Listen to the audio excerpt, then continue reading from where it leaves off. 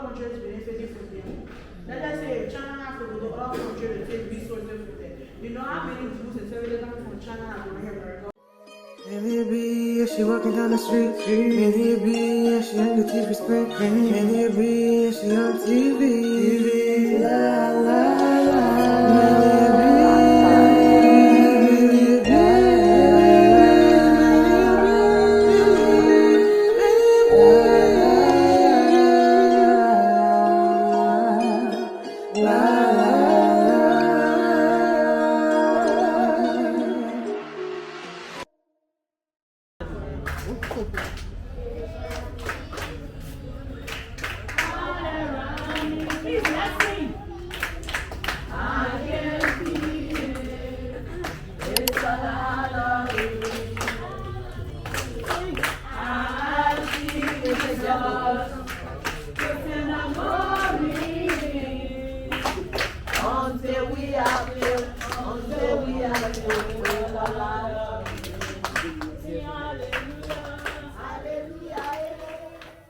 When I first started teaching in Liberia, I didn't know what to expect.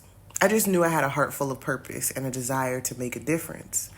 I stepped into the classroom as a health science teacher, not just to teach facts and definitions, but to connect with the students. You know, to show them that their health, their mind, and their lives matter.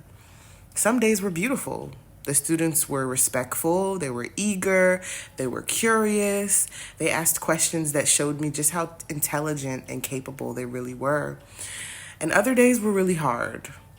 There were moments when I felt overwhelmed by the lack of resources, the heat, the noise, or just the emotional weight of knowing some students were coming to school hungry or stressed. And that really bothered me. I had to remind myself I'm not here to be perfect. I'm here to be present, to plant seeds into these children, you know? Then came the dance. My heart led me to start a dance team. I named the dance team Be Free Dance. And it's just a space for young girls to move, express, and shine. So we danced to Afro beats, praise songs, and rhythms that felt like home. Some girls never really had performed before, and some never really believed in themselves. But week after week, I watched them grow stronger and more confident and more free. And it's something that was so beautiful for me to watch because, you know, growing up in America, like, we had a lot of privilege, even though we felt like we were oppressed as Black people. Still, because we were in America, we still had more advantages than some of these kids here in Africa and other Caribbean countries. And, you know, it just wasn't always easy. Teaching dance in Liberia meant sweating under the sun, using portable speakers, and sometimes losing power mid-practice. But we laughed, we pushed through, we built sisterhood. Seeing my students perform in front of their peers, their parents, their communities, reminded me that this is why I came. Teaching in Liberia taught me resilience, it taught me patience, and it reminded me that impact doesn't always look perfect. It's not about perfection. Sometimes it's a quiet moment where a student says, "Thank you, Mrs. Solomon, you changed my life." If you're thinking about teaching, traveling, or just stepping out of your comfort zone, I say go for it. It might not be easy, but it will be worth it. Thank you for watching. Don't forget to like, comment, and subscribe if you felt inspired. And always remember, be blessed and be free. I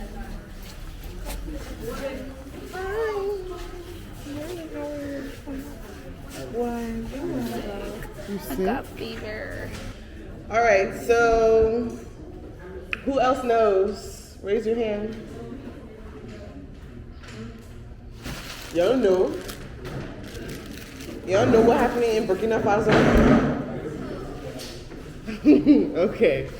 So what's happening now? So the mounting of jihadist violence, the Al-Qaeda aligned group GNIM is seizing territory and launching deadly attacks in Burkina Faso.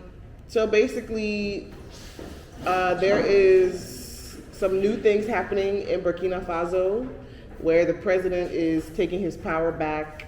They're kicking the U.S. out of their country. They're also kicking France out of their country, which I believe Liberia should be doing as well, but I don't know what they're doing yet. So, yeah. In retaliation, government forces and aligned militias have committed serious abuses. So, there's a lot going on in Burkina Faso. So, I want you guys to have a discussion between each other, what you think will happen in the next few years in that country. Do you think that Burkina Faso will thrive? Do you think he will escape the terrorist attacks and the assassinations happening in Burkina Faso? So yeah, from you, Tillman, and on, y'all discuss on this side. From you on, y'all discuss on that side.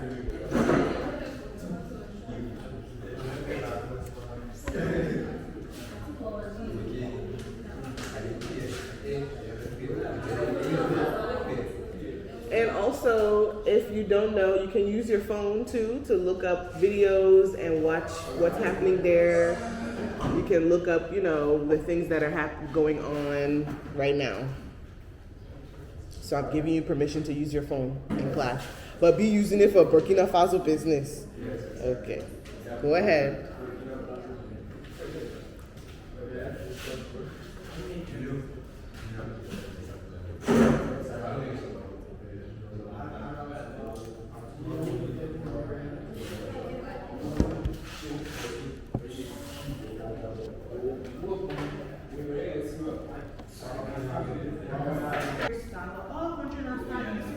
Yeah. They're trying to move America money from India. Yes, very wonderful. And most of the countries are voting against America. So obviously, if Burkina Faso joins us with a huge major in war power like China, like Russia, they will obviously try. Because all the resources coming, let's just say America is benefiting more from all countries, can all countries benefiting from them.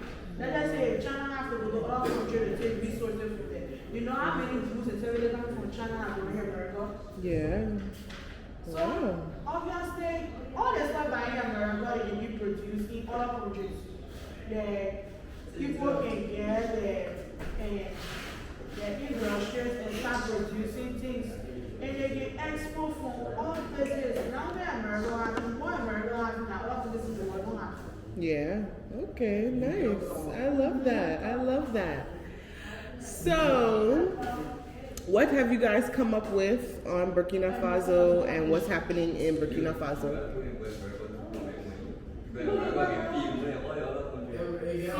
Yeah, but they're dropping the US dollar in lots of countries. My first job was McDonald's. When I get my check, they take out maybe, okay, let's say they give you like 800 USD for the 2 weeks that you worked. Then they take out like 200. They take out like 200 of that tax to give back to the government to fix the roads or whatever they say they're using the money for. So the more money that you make, the more taxes they will be taking out. So even if you're making more than that, they will be taking more out of your check. She's right. The thing you're thinking on is, 800 USD looking at Liberia situation is saying what 800 USD can do in Liberia. Yeah. But take note that the 800 USD they're talking about now, if you 800 they got it in Liberia every 2 weeks. Yeah. So think about it. What you think in Liberia, 800 they got it in Liberia. And also they're taking taxes for only 800 they got it in. Any goods you go to buy, for instance, you buy from Amazon, right? You have to pay delivery fee, you have to pay tax. For the goods that you buy, you have to pay tax. So basically, they are taking more money from you. Yeah. For the company, they tell you, oh, they're giving you tax return. If you have this amount of children, they'll give you tax for the children and stuff. Those same money you have to spend it and it will go back to the economy. You'll get more back than you receive. I'm saying you give more to the economy than you receive. But if you live there and you're making a certain amount of money, your rent will be taking your whole check, so you will not even see your money in America. So those people, y'all who want to go to America and y'all feel like it's money there, their money, when they finish taking your money, you will now have nothing left. So yeah, that's a very good discussion. All right, so you guys, I want you all to write a page about either the BRICS economy, what's happening in the BRICS economy, or you can write about what's happening in Burkina Faso, what you think will happen. Will Burkina Faso rise? Is this the rising of Africa? Or is this another downfall? Are we going to lose another leader, being that we are trying to have our own resources and work in our own countries? So yeah, I want you guys to write that and return it back to me next Thursday. I will be here. The Google class.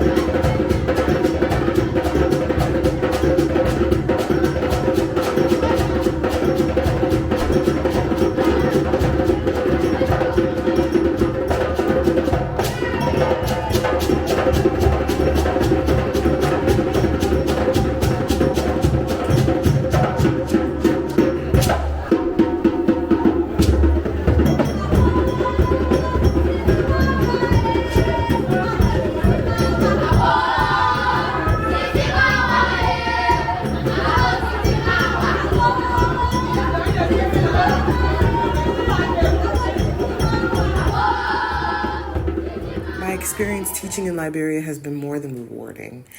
It's been soul stretching, eye-opening, and full of purpose. I've laughed, I've cried, I've grown, and most importantly, I've connected.